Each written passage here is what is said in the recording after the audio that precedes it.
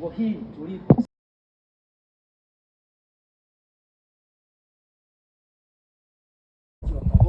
kuvamiwa na miti ya mikoko. Sababu nyingine, mji huu tulionao ulikuwa umeshaanza kukua kibiashara, kwa hiyo wanatoka kule wanakuja huku kwa ajili ya kupata maslahi binafsi zaidi. Wanafika hapa wanajenga mji wa Kagole kuvamiwa na miti ya mikoko. Sababu nyingine, mji huu tulionao ulikuwa umeshaanza kukua kibiashara, kwa hiyo wanatoka kule wanakuja huku kwa ajili ya kupata maslahi binafsi zaidi. Wanafika hapa wanajenga jengo hili kwa ajili ya kulala na kufanya store ya mazao ya nanasi kwa maana hiyo walikuwa analitumia kwa kipindi cha muda wa miaka 10 tu, kutoka 60 mpaka 70 hiyo anamkabidhi au anamuuzia ndugu yake Sultan watatu wa Zanzibar, Sultan Said Baragash. Huyu alikuwa ni mfanyabiashara wa utumwa maarufu Zanzibar. Wakati wanafika Kagole, wengine walitawanyika kwenda Zanzibar, wengine wakabaki hapa. Sasa anafika hapa rasmi 70, anauziwa jengo hili na ndugu yake Suleiman na Abdalla Maruf. Anatumia kama slave temple, yani sehemu ya kuhifadhia watumwa kwa muda. Kwa maana hiyo sasa anakaa hapa akikusanya watumwa from interior East Africa. Tunasema interior kwa sababu mji wa Bagamoyo kipindi hicho ulikuwa mji mkubwa Afrika Mashariki. Alikuwa na watu ambao walikuwa wanamsaidia shughuli mbalimbali kama vibaraka au askari. Alikuwa na organize pamoja, wanasafiri mpaka interior hizo nchi ambazo nimezitaja, wanakusanya watumwa kwa kuwalazimisha. Kwa Kiingereza ni Central Roads. Hiyo njia ya kati alikuwa na crossover from Kigoma anakuja mpaka Tabora. Tabora hiyo kunasema inaitwa Unyanyembe, na kwenye 84 tunakuja kuona kitu kinaitwa Scramble for and Partition. Wa nchi za Ulaya zinaanza kugombania baadhi ya maeneo nchi za Afrika ambayo yalikuwa na minerals, yalikuwa yana rutuba nzuri, hali nzuri ya hewa, lakini pia kuna wanyama wazuri wa kuvutia. Vitu hivyo viliwafanya ugomvi ulifanyika, lakini baadaye ikabidi nchi za Ulaya kuita mkutano ambao unaitwa Berlin Conference, mkutano wa kuligawa bara Afrika katika makoloni. Mkutano huo ulifanyika kwa lengo hilo. Baada ya hapo, Wajerumani walikuwa wajanja sana, wakamtuma mpelelezi ambaye alikuwa anaitwa Karl Peters, akafika maeneo ya Afrika Mashariki. Kipindi hicho ilikuwa inajulikana kama Afrika Mashariki ya Mjerumani. Baada ya kuja waka explore au jamaa ka explore, akaangalia mazingira haya, akakuta ni favored, lakini taba feki na mababu au watu ambao walikuwa wanatawala mazingira haya, japo alimkuta Mwarabu yuko anaendelea na biashara ya utumwa. Baada ya kusaini bogus treaties, anarudisha mikataba hiyo mpaka Berlin Conference. Mkutano wakati huu bado unaendelea 84. Anawaambia viongozi kwamba tayari nimetoka Afrika, baadhi ya mfukuza Mwarabu aliyekuwa anakaa hapa, anamwambia rudi kwako Zanzibar. Mwarabu akaondoka anaenda kwako Zanzibar, Sultan Said Baragash. Baada ya hapo sasa Mjerumani anaitumia jengo hili kama kambi rasmi ya jeshi.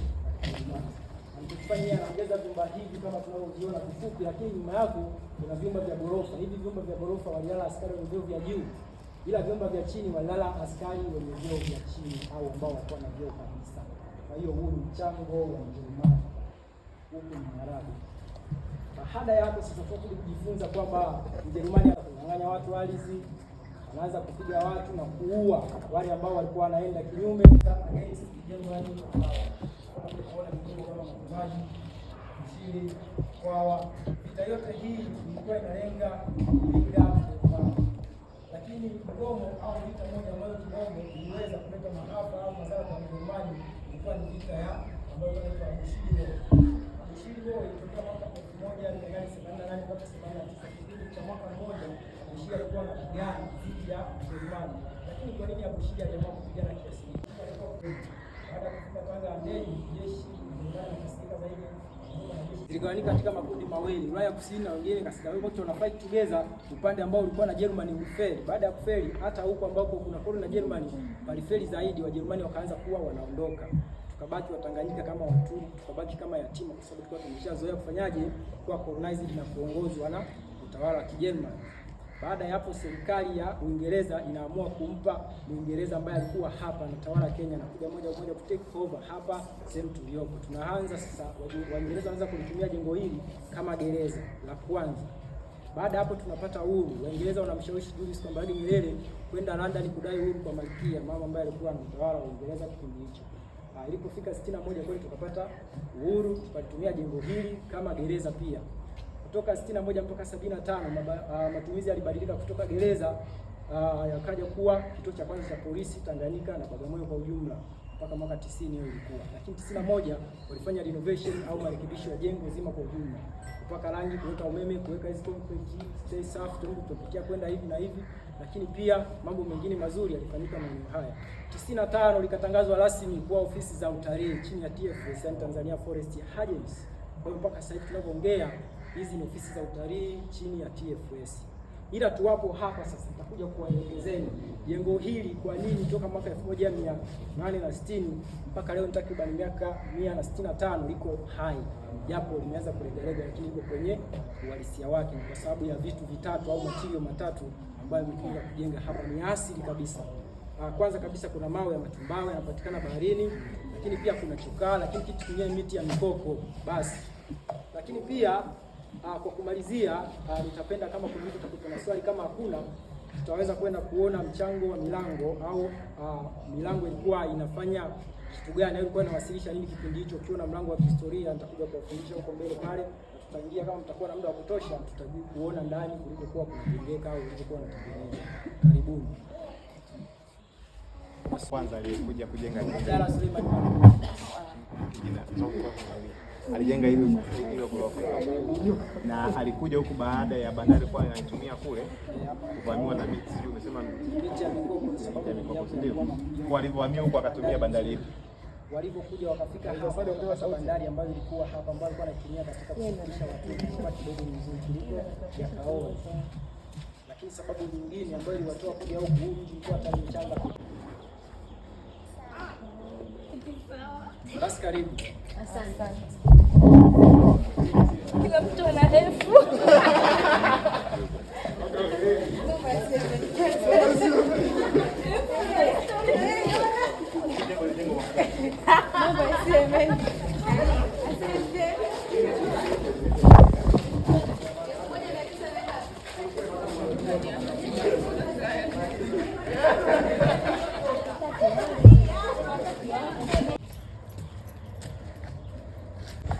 Mawe ya kwanza nchini kama mnavyoiona hii ua au hii ua. Hii ua inamaanisha nanasi. Na hii ua inamaanisha nini? Nazi, kwa maana ya tawi. Vitu hivi viwili kwa ujumla ni kilimo ambacho kilikuwa kinafanywa na nani? Na bwana wa kwanza ambaye anasema alitumia kama Jenerali Store na Korao. Alikuwa mkulima. Lakini kitu kingine tuna mstari huu ambao mnaona unapanda juu, huu ni moshi wa ubani. Kisha kama ubani moshi unapanda juu. Kwa hiyo huu ni ubani. Kisha uchoma unapata moshi. Hao watu walikuwa na swali kwa eneo moja wa kuchoma ubani na ndio wanania mfanyaje walipokelewa kwa Mungu. Lakini kitu kingine kuna hii huwa inayofuata, hii ni tende. Tende kwa kawaida ndio maana kwa naweka kwenye mlango. Ila hapa katikati kuna nafasi wazi kwa ajili ya kuandika jina la mwenye nyumba, mmiliki, cheo au Mungu anaoamuru. Maana kuna vitu vingine wanaambiwa wanyama kwa hiyo ndio kutoa. Shaona ng'ombe kwa lilikuwepo. Hilo shimo kisha uawa wanakudumbukiza kwenye shimo. Na Mjerumani aliua maelfu ya Watanzania wengi sana au Watanganyika wengi sana. Lakini wakati anafanya hivyo, kitendo ambacho alikuwa anakifanya, alikuwa anakusanya watu ambao ni wenyeji, wanakaa kule ng'ambo kwa ajili ya kushuhudia tukio linaloendelea hapa. Lengo ni nini la Mjerumani? Ni kutengeneza vitisho. Tukishaona kuondoa mikosi, kufanyia shughuli zao mbalimbali na matambiko mbalimbali. Hata wenyeji wa pale wanakuja pale wanachota maji, wanaenda nayo kwa ajili ya shughuli mbalimbali kwenye familia zao. Sasa za kiimani. Kwa hiyo kisima hiki kinatoa taarifa ya kile kinachokuwa basi. Kwa hiyo hii ni sehemu ya kuongea. Kama kuna mtu ana swali au kama anayo basi ndio kaniuliza. Kama hatuna, nitende sehemu kuona makaburi ya askari waliopigana vita ya Abishi wakamafika. Wow.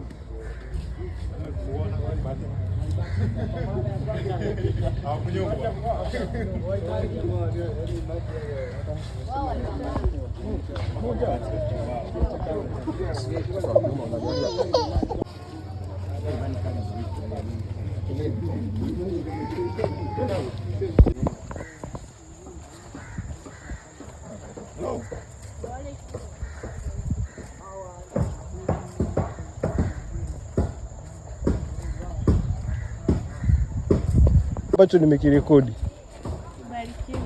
Amina.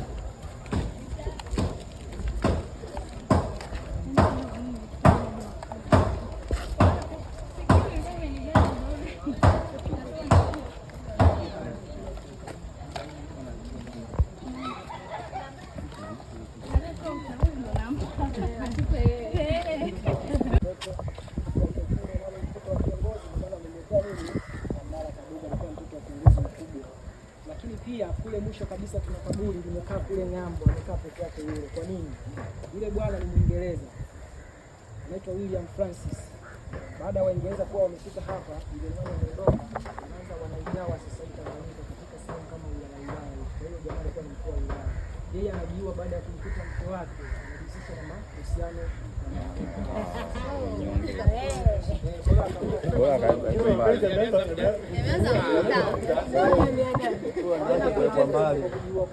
anaanza kwa mbali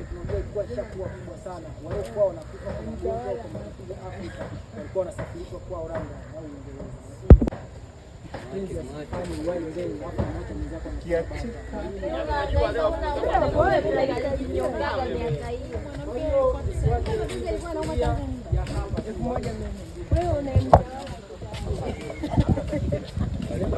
au mbona misalaba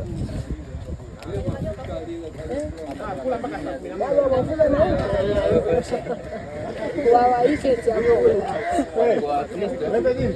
Huyu aliyekula mtu wa mzungu alikuwa na ukadiri gani?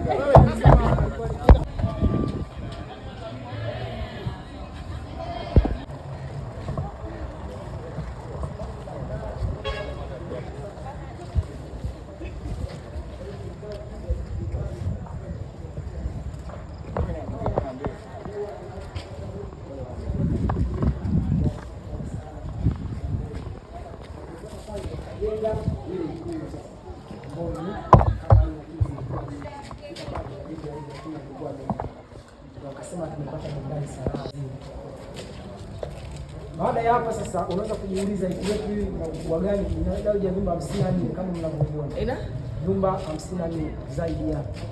Kwa kusema zaidi ya 54 au 54 unakuwa unakadiria hapo kando hivi. Lakini pia ikulu hii ina tiles kama mnavyoiona, tiles ya mwaka imesafirishwa hii kutoka huko Berlin na ni Berlin kwa jana. So ya hapa tulikuwa na viwanda vya kutengeneza tiles. Kingine cha tofauti katika majengo haya na ile kule ambako tumetoka, hapa kuna vyuma ambavyo vinatengeneza na kutengeneza ghorofa ya chini. Ila kule tuna miti ya mikoko. Ila hapa vitu vya mix au kuchanganya na mchanga kwa ajili ya kutengeneza kama simenti. Kwa hiyo kwa maana hiyo sisi walikuwa wanatumia vitu local. Lakini pia ukiangalia kule kuna kiunga kimekaa kama D, yani ni nusu duara. Ile ilikuwa ni bustani au garden ambapo walikuwa wanaweka sasa mnara. Wajerumani waweka mnara mkubwa sana, wakawa wanaandika majina ya viongozi ambao walikuwa wanatawala maeneo haya. Ila alipokuja Mwingereza akautoa ule mnara, akaweka hiyo minara mifupi midogo kama mnavyoona. Yeye akaandika majina, akawa anabandika kwenye bao hivyo mpaka sasa hivi tunabaki navyo kutoka kwa Ujerumani. Lakini nikukumbushe kitu kingine cha muhimu ambacho unaweza ukapata tafsiri yake. Wakati tuna Ujerumani, eneo hili la Ikulu lilikuwa linaitwa Boma. Kwa kimwambia mtu liko Boma hata sasa hivi anakuelewa kwa maana yake ni British Overseas Management, ndio kidogo la Kiingereza. Lakini alipokuja Mwingereza akaitwa Doma, Dutch Overseas Management. No, Dutch Overseas Management for British, lakini Doma inakuwa ni Boma ambayo ilikuwa ni Mwingereza. Mpaka sasa hivi unaweza kusikia kwamba Bomani ni makao makuu ya wilaya au mkoa. Bomani kaendelea kutumika hivyo Bomani mpaka leo. Bomani tumetoka kwa Mwingereza, ila Doma imetoka kwa Ujerumani. Ndio hayo. Ila sasa ndani sasa ndani ya jengo hili kuna chumba maalum unaweza kwa umeshia hapa. Kwa hiyo hii ndio hapa. Kwa hiyo ndio ilikuwa ikulu ya kwanza kabisa kwa mimi hapa. Ndio mwaka 1891 mpaka 95. Kwa hiyo unaweza kuona mababu zetu ambao walifanya kazi kubwa sana kwenye mji wa Bagamoyo kwa mji wa Tanganyika nzima. Nasema Tanganyika nzima kwa sababu wale wakubwa kila Kenya una utawala ukwepo wa Kibritish au utawala wa Uingereza. Lakini kwa hapa Tanganyika ndio mji mkuu. Lakini kwa Mwarabu kabla hao wengine wajaji wanaweza kugawa Afrika, Bagamoyo ndio mji ambao ulikuwa au mji mkubwa sana katika Afrika Mashariki. Tutakuwa na hivi. Ajuu unapanda na siwa.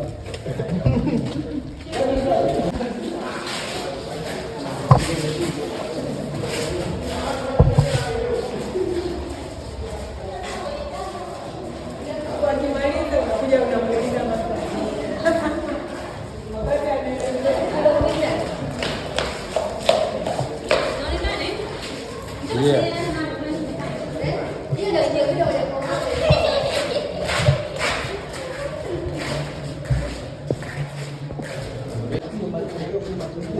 unachomeza ile hali ya watu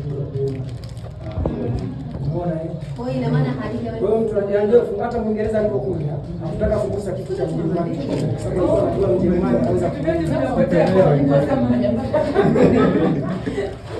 kutembelea ndio tumeona.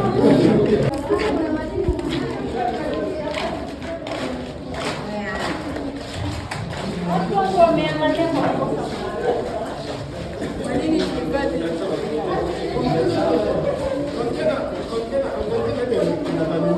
saba hiyo.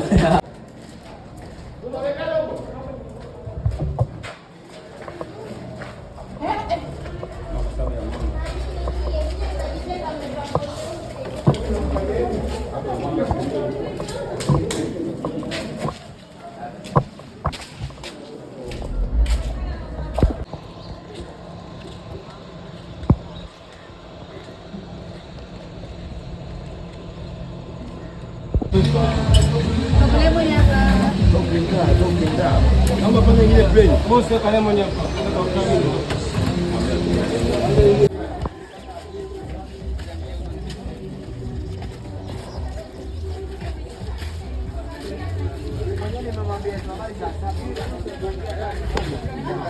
Kama anayefahamika mwanamke.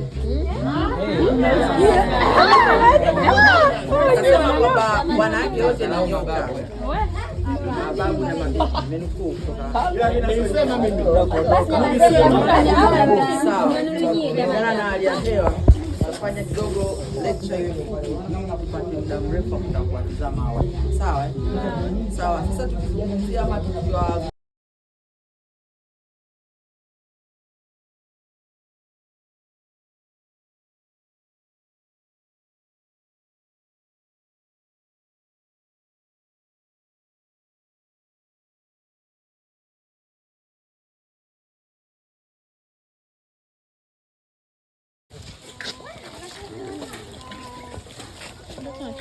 picha mboni Tausi.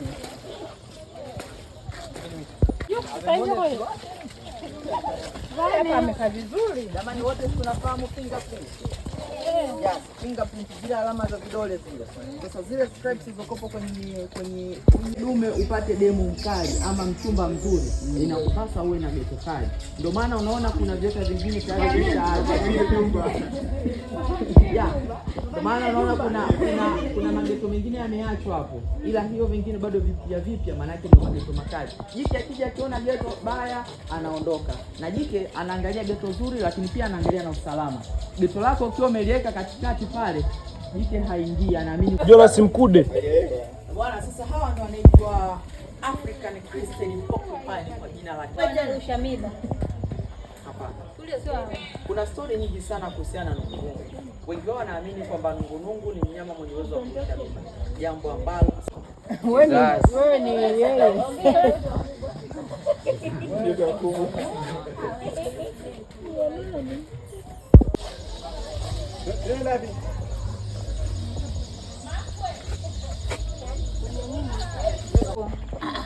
T-shirt moja na kona. Kidude na kikulba. Pige mawe. Unaogopa nini? Kama ukiona hiyo ngumu, ukisha shoot, hicho hapa tunapeleka mbele. Chia kuonyesha. Tunapeleka mbele. kweli sipati hata moja.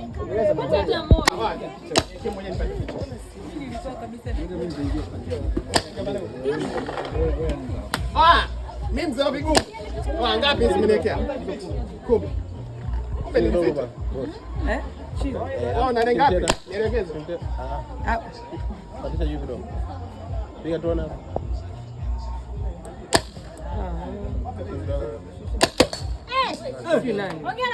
Tulia ndio onyesheni.